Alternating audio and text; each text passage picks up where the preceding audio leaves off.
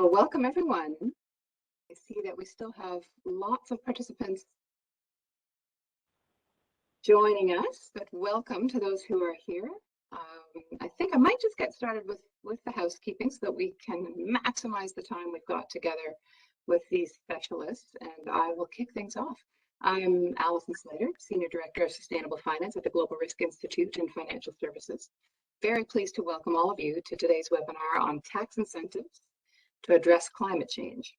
Although this event is virtual and many of you are joining us from across Canada and beyond, I'd like to acknowledge that the land I'm on today is the traditional territory of many nations, including the Mississaugas of the Credit, the Anishinaabe, the Chippewa, the Haudenosaunee, and the Wendat peoples, and is now home to many diverse nations, including the Inuit and Métis peoples. I acknowledge that Toronto is covered by Treaty 13 with the Mississaugas of the Credit. Please note that your microphones have been muted to avoid background noise, but we'd like to integrate your questions and comments, so please do not be shy to use the chat feature. We will address as many questions as we can during the Q&A, so keep them coming. Our session today is being recorded for future use. If you miss any part or you want to rehear any highlights, you'll be able to find a summary and a recording on our website along with some of our past webinars. So without further ado, let's get started. Canada has committed to cutting carbon emissions by up to 45% by 2030. Imagine the rapid transformation that we will need to undertake to come anywhere near that target in just 8 years. Agricultural processes account for about a quarter of Canada's emissions, but the vast majority stem from the burning of fossil fuels to heat our homes and offices, to power our industrial sectors, develop our buildings and infrastructure, and to ensure we can drive our vehicles and transport goods around the country. Fiscal measures are an important part of the toolkit at the government's disposal and will certainly be activated if Canada is going to meet its net zero goals. So we know there's a change on the horizon, but what are the best approaches to take in order to get us the results we want for climate and for economic stability and prosperity? Well, we've got the three people who might just know here today with us. We have Dr. Jack Mintz. He's the President's Fellow of the School of Public Policy at the University of Calgary and is currently the chair of the Alberta Premier's Economic Recovery Council since March 2020. He also serves on the board of Imperial Oil and Alberta Health Services. He's a senior fellow at several leading institutes in Canada and in Europe. He's also a regular contributor to the Financial Post and is a member of the editorial board of International Tax and Public Finance. Dr. Mintz became a member of the Order of Canada in 2015, as well as receiving the Queen Elizabeth Diamond Jubilee Medal in 2012 for service to the Canadian tax policy community. Peter Van Dijk is executive in residence at GRI. Before pivoting to sustainable finance, Peter was a partner at PwC, where he was the national tax policy leader. Before joining PwC, Peter was senior VP finance at TD Bank Group and led the tax function there. Previous positions include Senior Vice President Tax at Sun Life Financial and International Tax Partner at Ernst & Young. Dr. Melaina Vinski is Associate Partner, Head of Behavioral Science and Cognitive and Analytics, IBM, and former Behavioral Insights Lead for PwC. Melaina is recognized as a leading expert in weaving behavioral science within traditional problem-solving paradigms to tackle some of the toughest challenges we are facing. Business and society today, including climate change and sustainability. She received her master's and PhD in cognitive neuropsychology from McMaster University. So, Jack, can I invite you to set the stage for us here? What are your thoughts on Canada's tax system and how can it be leveraged for climate aims? Thank you very much, Alison, for the introduction, and it's a pleasure to be here. Let me first begin saying that I'm not a climate scientist expert, so I often don't talk about targets and whether it's the right target or what the path is and things like that. I usually focus on what is the best sort of policy tools to get to whatever target one wants to achieve. And I thought I would first begin with a bit of a discussion about the kind of criteria that economists like myself use for evaluating public policies. And it's really important, in my view, to keep them in mind as we talk about the best climate change policies to achieve the targets that we do want to achieve.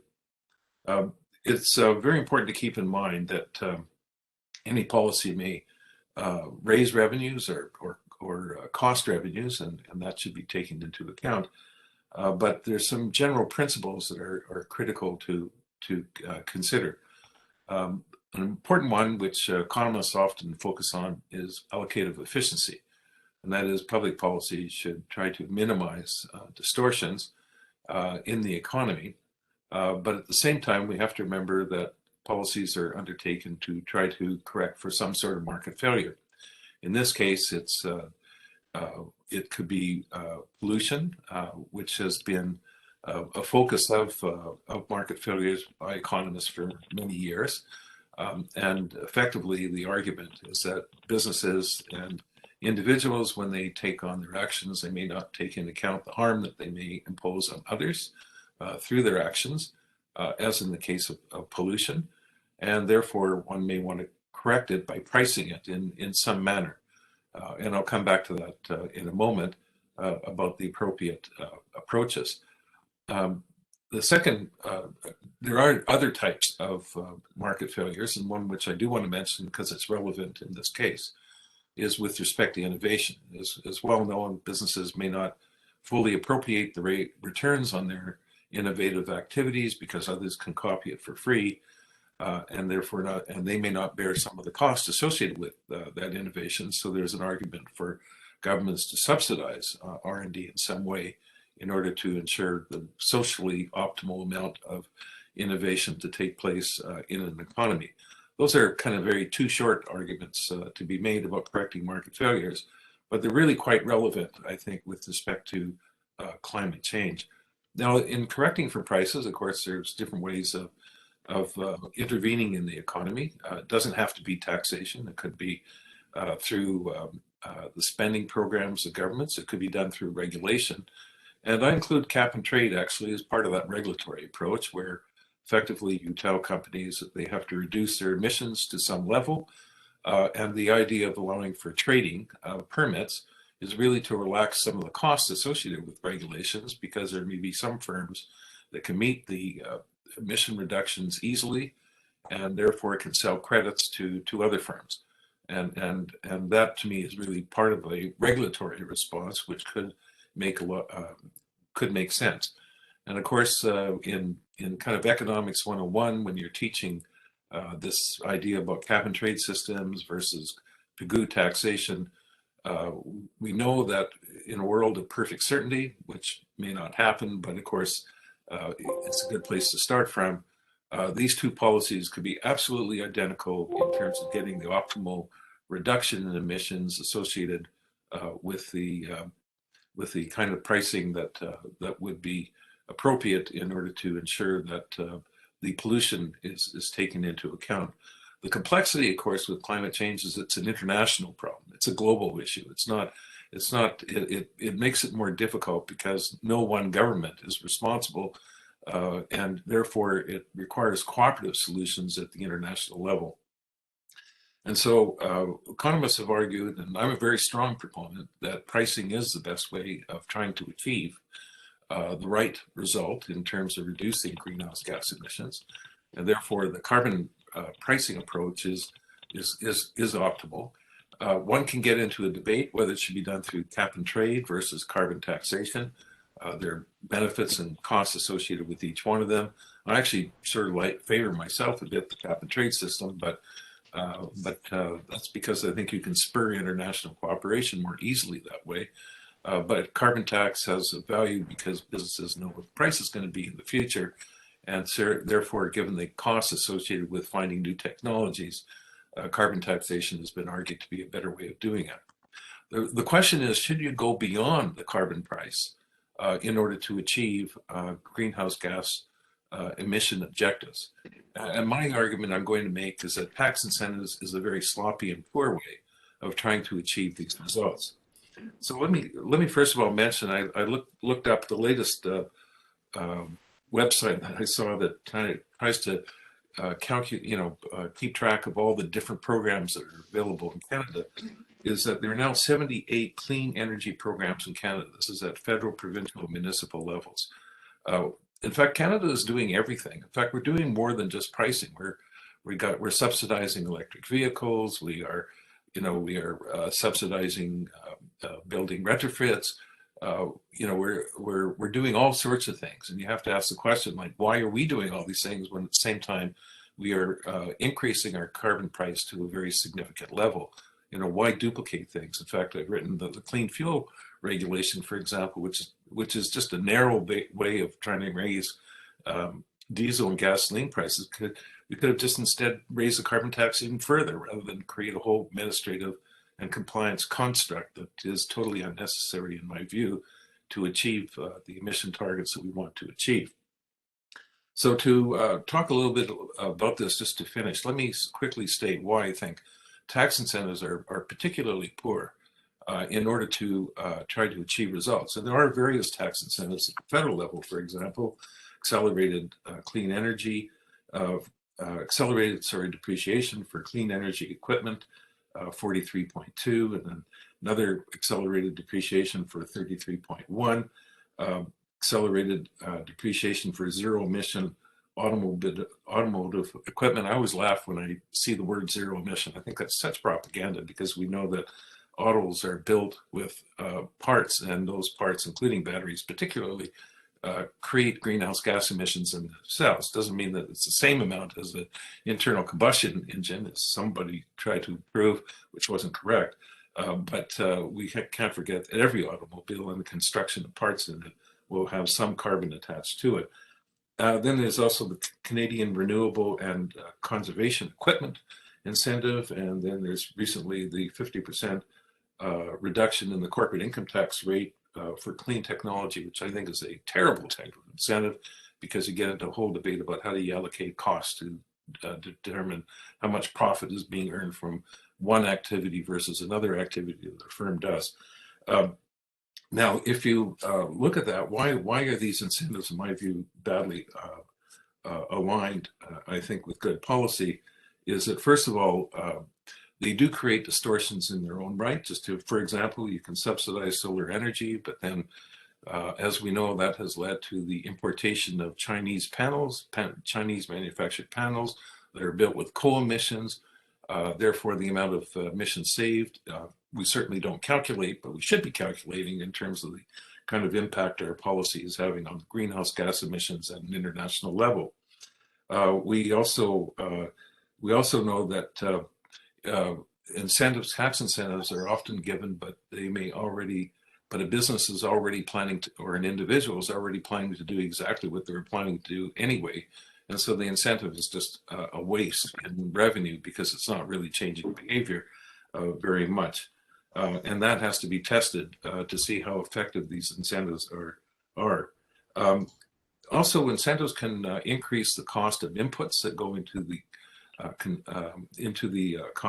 the delivery of an activity. For example, providing incentives may just simply push up land rents or building rents. It could increase salaries. It could increase capital good prices, which actually doesn't help create more activity, but instead simply gives fixed factors or irreproducible factors higher prices and higher economic rents as the result.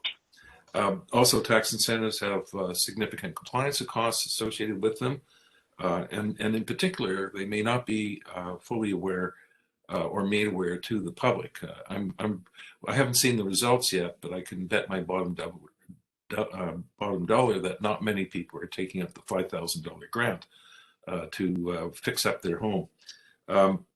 Then we also know that tax incentives have to be funded somehow, either through the government's budget on the spending side, or through increases in taxes. And if it's done through increases in taxes, we know that we have estimated the cost of increased taxation in terms of its economic cost.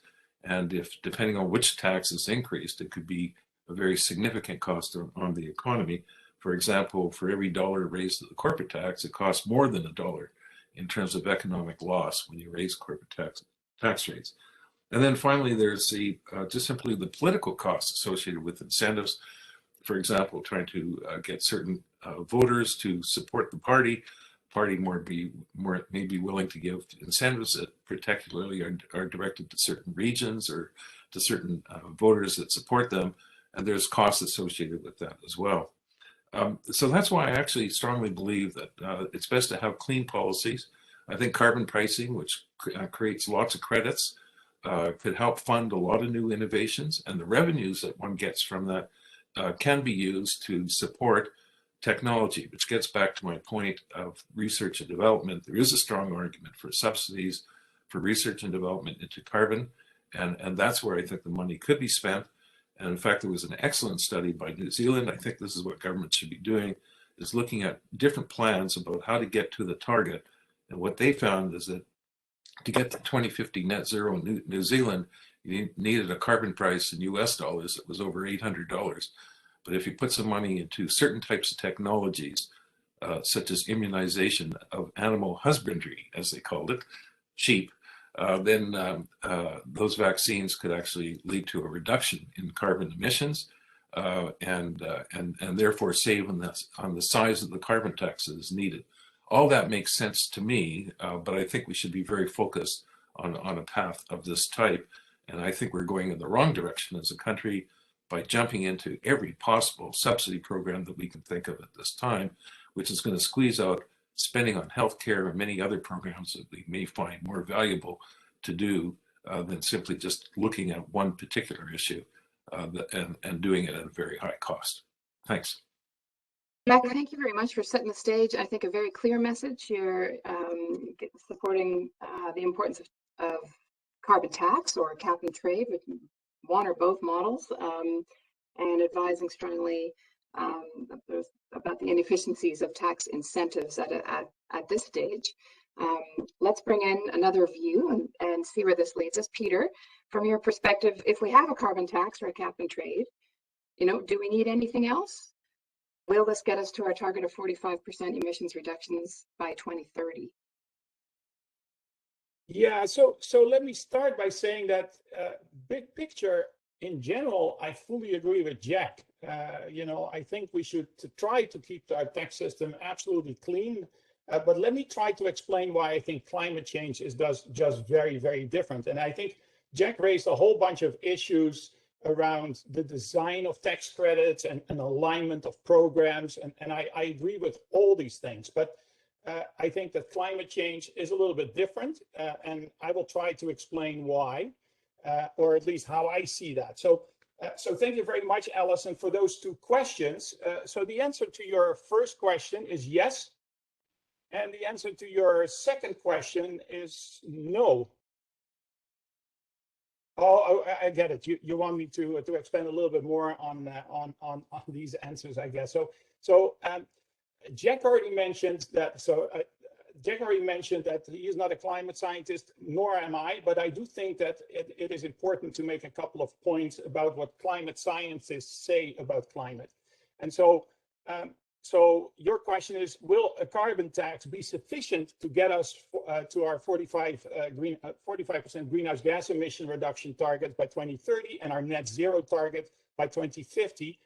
That's your question, right? So I think the science is pretty clear that climate change is an existential threat to humanity, and we only have a very limited amount of time to avoid the most disastrous impacts of climate change. In its latest 6th assessment report released in August of this year, the Intergovernmental Panel on Climate Change, the IPCC, concludes that climate change is widespread, rapid, and intensifying. And it actually says that some of the trends are now actually irreversible.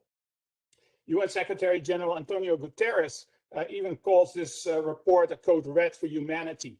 So if this is not enough, the International Energy Agency, in its report Net Zero by 2050, a roadmap for the global energy sector, which was released in May of this year, said that, and I quote, "Tackling climate change by achieving net zero greenhouse gas emissions by mid-century is the greatest challenge," I repeat, is the greatest challenge humankind has ever faced.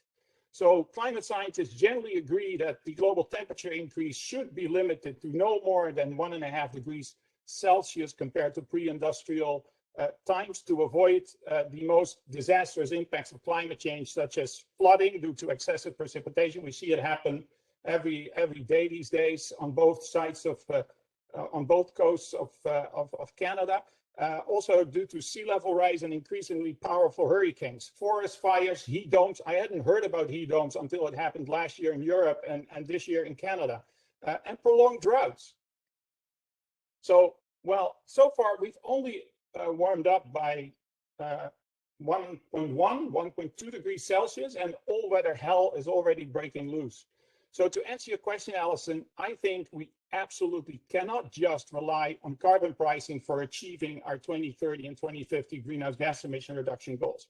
I strongly believe that we should use all the tools at our disposal, and not just carbon pricing, whether this is in the form of a carbon tax or in the form of a cap and trade system. It is fairly clear that carbon pricing is economically, and Jack made the point, is very effective and arguably the most effective tool to reduce greenhouse gas emissions.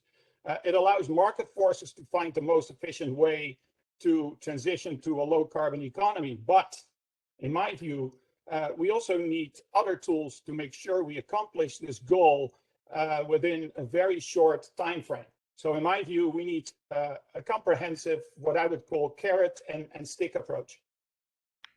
So on the stick side, we need to gradually eliminate all fossil fuel subsidies. Those subsidies are so large and they can easily pay for a lot of measures required for the low carbon economy transition. Also, we need to increase our carbon price, both from a rate and a base perspective. According to the IMF, only 9% of Canada's greenhouse gas emissions are currently subject to Canada's carbon tax. And also, we need to introduce effective regulation, and Jack mentioned that as well, but we should have absolute greenhouse gas emission caps and things like net zero building codes, which we still don't have. So on the carrot side, because I haven't forgotten about the carrot, we need to use fiscal measures such as subsidies and tax incentives. And to Jack's point, the design of them, the alignment is critically important. I agree with that. It's right now a hodgepodge, and he referred to the $5,000 retrofit credit. That's piecemeal stuff. That is not the way to do this. So this session focused primarily on tax incentives, I guess. So I have at least 3 arguments why I strongly believe that we should use tax incentives as part of our toolkit to hit our 2030 and 2050 greenhouse gas emission reduction targets. Building on what I just said, my first argument is urgency. Climate change is an urgent and existential threat to humanity, which needs to be dealt with as quickly as possible with all the tools at our disposal, obviously in an economically responsible way. I'm not disputing that at all. We must transition to a low carbon economy with urgency. So to quote Greta, no more blah, blah, blah. Properly designed tax incentives can make a major contribution to accelerating the low carbon economy transition. My second argument is cost. The Institute for Sustainable Finance estimates that it will cost Canada roughly $2 trillion Canadian to reach net zero by 2050. The Energy Transition Commission estimates that globally the cost of reaching net zero by 2050 is anywhere between 1 and 2 trillion US dollars annually, which translates roughly into 1 to 1.5% of global GDP. In other words, governments cannot finance the low carbon transition just by themselves without mobilizing private capital. Again, properly designed. I fully agree with that. Tax incentives can play an important role in mobilizing private capital. My third argument is competitiveness. The US already uses tax incentives on a large scale to encourage investment in renewables and clean tech, both at the federal and the state level. It uses a combination of R&D tax credits, investment tax credits, production tax credits, and accelerated depreciation. And we have some of that, but not even close. It also, and this is important, allows these tax incentives to be transferred to investors with the capacity to utilize these tax incentives, which creates large-scale opportunities for structured finance. This is market forces at work. Even if you would not be in favor of using tax incentives to unlock private capital to finance low carbon the low carbon transition, we cannot ignore what our neighbor to the south is doing. And can I only point out at the $12,500 EV tax credit that Biden is thinking about, and more than just thinking about. So Alison, these are my opening remarks, and I hope that I answered your questions. Well, thank you very much. So this is interesting. We've got a very strong for, we've got a very strong against on the tax incentive side. Melaina, this is not a good moment to come into the middle, to the middle of a debate, or maybe it's a great moment to come in the middle of the debate. You're not a tax person, but a behavioral economist. And I think the question we want to know from you, see if we could start to break this deadlock or bring a third perspective into the mix, is whether or not tax incentives actually drive the behavior we want to see on climate. We heard from Jack earlier that he feels that if somebody feels strongly on, say, on climate, they're going to do it or they're not going to do it, whether or not the tax incentive is there. So it's a bit of a waste of money. Whereas we heard from Peter saying, hey, we need all hands on deck here. We need to engage everyone.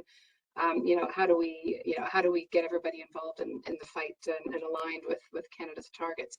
How does this work? Tell us a little bit more about how tax incentives may or may not drive the behavior. And before you do, I just wanted to say to our many participants who've joined us, thank you. Feel free, after we hear from Melaina, we're going to open up and get into the chat and discussion. Lots to talk about, so feel free to join. Please add your questions, thoughts, comments, opinions in the chat already now, and we'll dive right into it in just a few moments' time. Melaina, over to you. Yeah, I feel like I'm being asked the question of how do you solve world peace?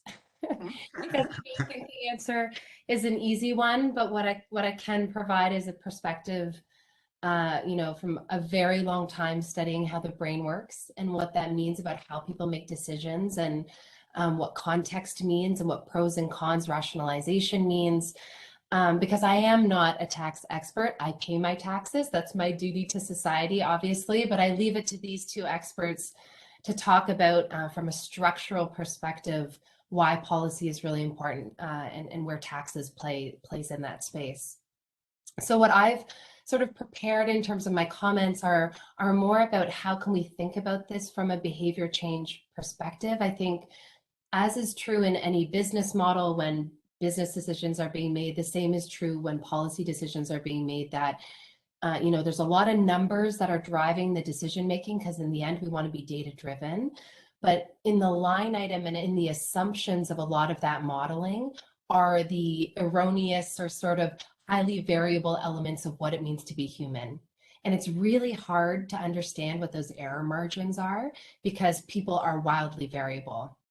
And so what I want to talk a little bit about is, what are the fundamental truths that we know to be true of people in terms of how they make decisions, and how does that fit into some of this broader discussion around whether or not incentives work, or whether just the tax, the carbon taxing is the right way to go. Basically, the carrot or the stick approach, if you will. And I think there are nuances in what both Peter and Jack said, so I don't want to say one is full carrot and one is full stick, but I'll try to tap into those. I think I'll remember them enough.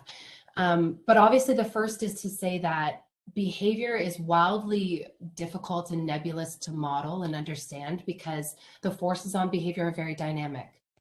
And when you talk about something like climate change that requires not just an individual level response, not just a country level response, but a global level response, every single day, those forces are going to be different. They're going to evolve, they're going to change, and they're going to compete with one another. And any particular day, the force that wins in driving behavior in a dominant way is going to change, dependent on that person. And so that's one of the big critical things that we always have to keep in mind here. People are not one solid linear process. And so if we try to capture them with a linear process, it's just not going to work, or it won't work for a long period of time, or we have to have a structure that allows us to have critical milestones for understanding what is going on and whether we need to pivot or not. The other thing I want to say is that people are strong creatures of habit. And obviously everybody in this call understands that. We're getting close to the end of the year. New Year's resolutions are probably popping up in people's minds. All of us might have those New Year's resolutions. Very few of us will actually stick to them. And everybody knows this. It's very hard to change your behavior. And climate change fundamentally boils down to the individuals having to change their behavior. Corporations can only do so much because they are, again, beholden to driving value for their stakeholders. If their stakeholders do not change what they want, then it's very hard to only rely on that one level of influence. But one thing that we do know that changes behavior more effectively than anything else is how people feel it in their wallets, right? The bottom line of the day-to-day for individuals, whether that's penalizing through taxes or whether that's incentives through cash. And that's because uncertainty and anxiety is the #1 driver of how people make their decisions. And so the more uncertain people feel about their well-being, their financial well-being, the more likely they are to actually make those changes in their behavior. Now, from a behavioral economic standpoint, we typically talk about loss aversion and the fact that penalties tend to drive greater behavior change incrementally relative to incentives, because people tend to be more motivated by avoiding a loss than they do being motivated to achieve a gain. That's, in the standard literature. So when we talk about the financial elements there, people will be more motivated by the loss of $1 in their wallet than they will be by a gain of $1, just to put that out there. The second thing that I want to talk about is the fact that our brains are entirely wired for social construct. We are a species that literally is better together than individually. If you wander off into a forest, you will not last as long as if you were to live in a civilization. We are built for friendships, we are built for love. And that is how our brain understands and processes information in the world. And so when we talk about the importance of social contagion, which is a funny term now given the era that we're in with COVID and this new variant, but this idea that other people's behavior really is a strong predictor of our own. Now, the nuances there are in fact nuanced, but there's great research here around sustainability, for example, where they've shown that, for example, if an individual in a neighborhood puts up solar panels within their house, it was a 2012 study. They found that that solar panels will in fact inspire other people in their neighborhood to copycat within at least 4 months. So that means within 1 year, you've got 32 new homes that will be more likely to have solar panels on their house than they would have otherwise. So this is where the nuances around, do the incentives really drive large scale change because you're already going to be tapping into a segment that is motivated? What about the argument that you can tap into the motivation of those who are incentivized because they do have that ground level motivation, but what's the next step or the downstream impact of what that means for all the other people who don't have that baseline motivation, right? It can create that type of social contagion. And I think that's really powerful, and it's something that we need to consider. The last thing that I'll say is that there is a strong divide between people's intention in how they want to behave and the decisions that they want to make and their actual day-to-day. And the research has actually shown, and this is obviously incredibly complex modeling and intensive meta-analyses, to show that at any one moment in time when somebody is making a decision, 73% of that decision is attributed to context. So what is going on in that particular moment, emotionally, socially, cognitively, physically, in the immediate present that has just passed.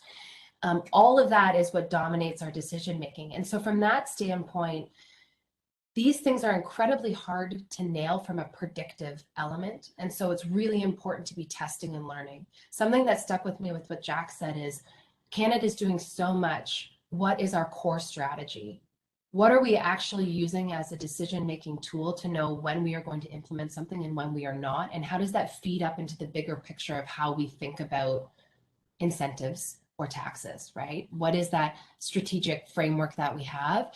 And to this point, I do think a strategic framework needs to be in play, and it needs to be well balanced. But I do think a strong testing and measurement and impact measurement regimen or protocol is essential for this, because we're not going to get it right through philosophy and hypothesizing what we think will work best and then lifting it into place and letting it go forever. We need to have a process that is as dynamic as people are themselves. And so with that, I would just advocate for greater measurement and impact testing. It's very important to track whatever measures we do put in place, make sure they are sort of driving us down the direction we want to go. I actually want to unpack this topic of sort of individuals versus corporates a little bit. You were saying for corporates, of course, beholden to shareholders, and then maybe other sort of laws and things, sort of maybe restricting a little bit choice. So, you know, focusing a little bit more on individuals. I feel like Peter was saying, look, this is an emergency. It's all hands on deck. We need everybody here. Tax incentives, tax itself, carbon tax, maybe hitting companies first and sort of trickling down onto the individual wallet. Maybe thinking back to Jack's opening remarks. Just to hear from you, maybe Melaina, you can kick off. What's the importance of engaging